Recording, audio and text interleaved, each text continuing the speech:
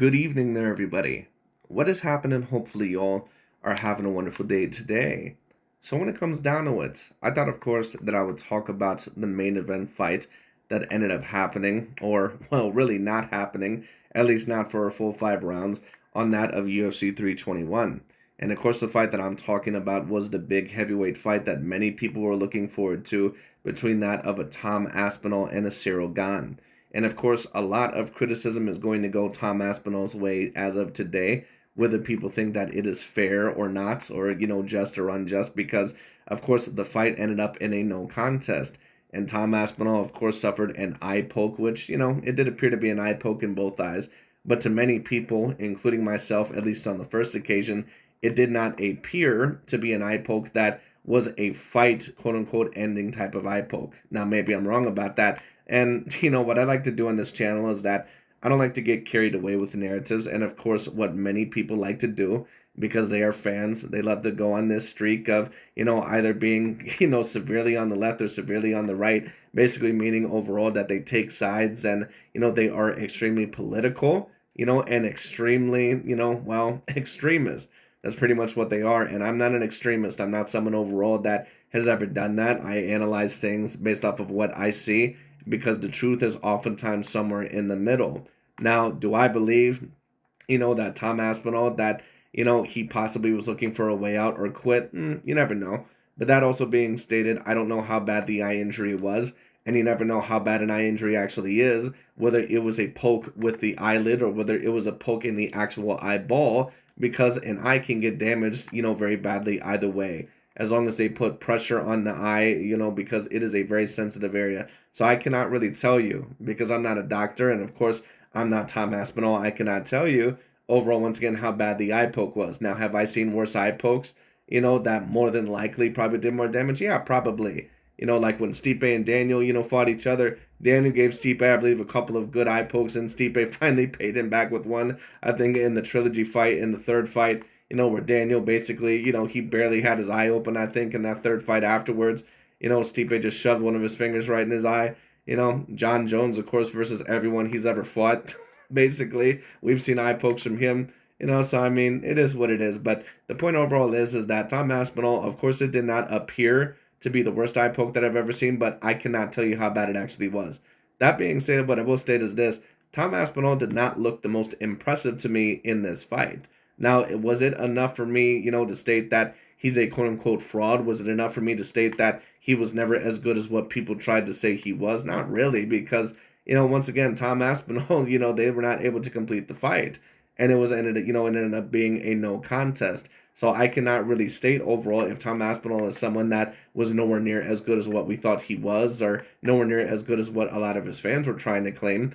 But the point overall is that, he definitely did not look the most impressive within this fight. And one of the faults that I've been stating with Tom Aspinall for a very long time, and I believe that I've seen something recently, I believe with his father, where he claimed that Tom Aspinall, that because the UFC doesn't pay that much, that he would love to see his son go into boxing. And Tom Aspinall needs to not go into boxing. Not unless he's going to get a major paycheck. And the reason why that is because he would not last in boxing against true top contenders.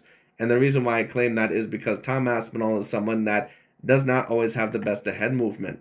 Now, of course, certain people may disagree with that. For a heavyweight, he has relatively good head movement, and he's someone that, of course, changes levels, and he will move his head off the center line to a certain degree, but he doesn't move his head off the center line to a great degree.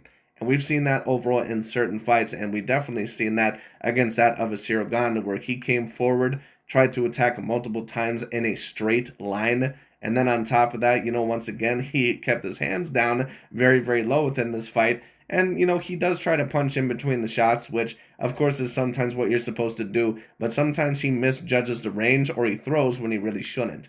He kind of judges it at the wrong time, which caused him to have a very bad nosebleed in this fight. Blood was all over his face, I believe, on the right side of his face. And then on top of that, Cyril Gane was landing some great, great lefts.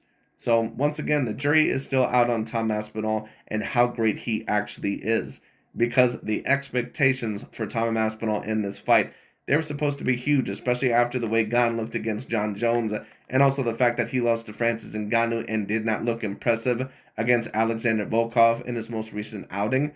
and Volkov is someone that is mainly looked at as a good contender, but not a great one. Aspinall was supposed to finish this fight, relatively quickly within at least the first 2 rounds, and Aspinall was probably losing that first round in my personal view. Now, that being stated, once again, there are certain people claiming that, well, Aspinall was never that guy. He was gassing out. He was looking for a way out, blah, blah, blah. He's only a 1 or 2 round fighter. Well, I can't really claim that. And the reason why I can't really claim that is because I've never seen Tom Aspinall in a 5 round fight. Actually, from what I know, Tom Aspinall has never, ever once in his career, ever been in a 5 round fight. So the point is that I don't really know how great Tom Aspinall actually is or what all his complete strengths and weaknesses are against high level competition, because he pretty much has taken everyone out that he has ever fought very, very early on in the fight. Even with some of the better fighters that he's fought, like Sergey Pavlovich and some of those other guys.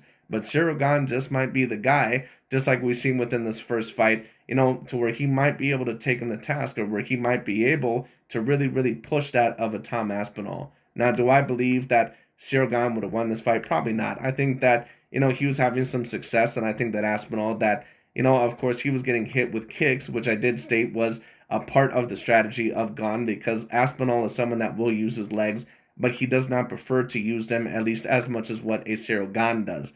Gane is someone that loves to attack your legs. He loves to use his legs to your midsection and also to that of the downstairs, to that of your legs. And Aspinall is going to have to adjust against that, and really try to use his legs as well. He's going to have to try to use, overall one of those front kicks to the knee, or not front kicks, but you know what I'm talking about. He's going to have to land overall, those little inside kicks, to the shin, and also to the knee, kind of like what Alex Pereira does, or Pereira, however you want to pronounce his name, Mr. Pootan, however, you want to pronounce his name, but he's going to have to do those same kicks, which he, of course, was trying, but in my view, he could have even tried a little bit more to do them. He's also going to have to keep his hands up more, and he's going to have to move his head off the center line a little bit more, because those were all the faults that, I kind of seen a little bit before, but they were exacerbated within this fight, and Gane is someone that is a little bit tricky because he loves to move in and out. He is someone that, they say he has a background in Muay Thai, but to be quite honest with you, he almost kind of fights like a Taekwondo fighter. Someone that, or a karate fighter. Someone that, kind of moves in and out, gets you with 1 or 2 strikes, and then kind of moves back out, almost like a Rockholder or Leona Machida. Like, he kind of fights like that to a certain degree, to where he almost relies a little bit more on accuracy and one-shot strikes rather than overall a combination. But he's still someone overall that can be very, very dangerous. And Muay Thai fighters at times, they can rely, of course, on, one-shots as well. It's not like he's the only Muay Thai fighter that I've ever seen that, is a little bit more accuracy dependent. But the way that he bounces around and moves around, I'm actually a little bit surprised with at least the way that I researched it, that he doesn't have a background in either Taekwondo or karate, or karate, however you want to pronounce it. But anyways, point overall is that Gane, in my view, actually was winning that first round. Aspinall was way too stiff. He was not changing his head off the center line very well, or moving his head off the center line. His hands were down way, way, way too low. And on top of that, his attacks are just way too straightforward, and his chin is a bit too high in the air. So hopefully Tom Aspinall realizes to fix some of these things as well, at least for his future. As for Cyril Gane, unfortunately, it ended bad for him because of the eye poke. But good on him for actually, in my personal view, winning that first round, and he was beating Tom Aspinall to the punch, in my personal view, in this first fight. Now, if a rematch ends up happening, who would I predict? I would still predict Tom Aspinall. I just believe that he has too much. I think that eventually that he would be able to catch Gane, and Aspinall was starting to find more success as the round was going along. I believe that he was landing some good right hands. Now, Gane, of course, was still getting some strikes in there, but Aspinall, in my view, was starting to find his timing a little bit. That's not me stating that Aspinall, that he would have 100% won the fight, but I do think that Aspinall still eventually, more than likely, at least in my view, probably would have won the fight, but you just never personally know. So I do hope that a rematch between the two fighters ends up happening. They're pretty much the only two fighters, in my view, that at the current moment in time in the division can, probably beat each other. Gane might be able to get defeated against a couple of other guys, like Volkov or, Almeida or some of these other guys. But Aspinall, in my view, the only guy that really has a great chance, to really beat him is going to be that, of a Cyril Gane. So once again, we'll see. But Tom Aspinall did appear to have a little bit of a problem with the length of that of a Cyril Gane and the movement and, the bouncing around and being light on his feet. And on top of that, overall, the all-around striking of a Gane. because he was timing, Tom Aspinall very well, and he was catching his lack of head movement and his hands being down very low, and he was timing him, especially because Tom Aspinall can be a little bit too eager at times, to trade with certain opponents, or throw a punch when the opponent is about to throw a punch. And once again, you can do that at times, but if you do that a little bit too much, you might risk possibly getting hit by a good shot and getting knocked out. So we'll see what ends up happening, but very interesting fight for as long as it lasted. Very unfortunate to see it end like that, of course. But would I say that Tom Aspinall quit? I don't know if I can really 100% say that he quit, but he did not appear as skilled as what a lot of people stated that he was. Some of the faults that I had seen, they had always kind of been there, but they looked even more exacerbated within this fight. So Tom Aspinall is going to have to make some improvements for his next go around. He's going to have to change, levels a little bit better, move his head off the center line a little bit better, keep those damn hands up, and on top of that, utilize your legs a little bit more as well. So we'll see what ends up happening, but those would be, just in my personal view, the recommendations that I would give. Of course, I'm not a professional fighter, but I am someone that has been watching not only boxing, but the MMA game for a very long time. And those are the faults that I have seen from Tom Aspinall, and he is a bit stiff, but we'll see. But that being stated, overall, of course, we know that a lot of the trash talk that is going to go down now, because especially the Jon Jones fans, they are looking for some sort of revenge or some way to say that, see, Tom Aspinall would have never beat Jon Jones in the first place. And of course, we won't ever truly know that, because Jon Jones basically did everything in order to avoid the Tom Aspinall fight.